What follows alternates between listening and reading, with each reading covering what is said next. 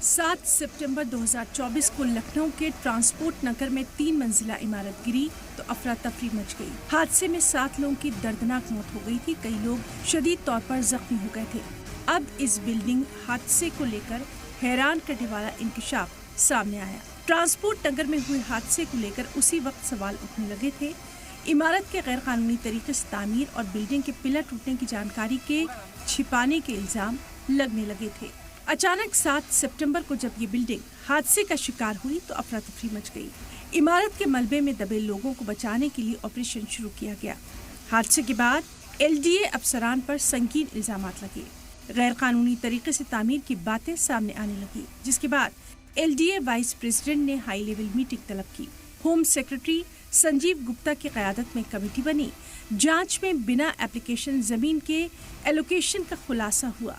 Application से 1 साल पहले ही एलोकेशन हो गया था। एप्लीकेशन पर दरख्वास्त के दस्तखत भी नहीं थे। 9 सितंबर 2003 को ही जमीन का एलोकेशन हो गया था, जबकि दरख्वास्त 4 नवंबर 2004 को दी गई थी। जांच में ये बात भी सामने आई कि बिल्डिंग में फ्लेमेबल सब्सटेंस का गोदाम भी था। साथ ही बिल्डिंग के साथ फायर NOC लेने की जांच भी हो रही है। हाई लेवल कमेटी की जांच में इंकशाफ के बाद LDA में अफरा तफरी मच गई है। अब रडार पर LDA के ऑफिसर्स और कुछ मुलाजमीन हैं। ब्यूरो रिपोर्ट, सलाम TV।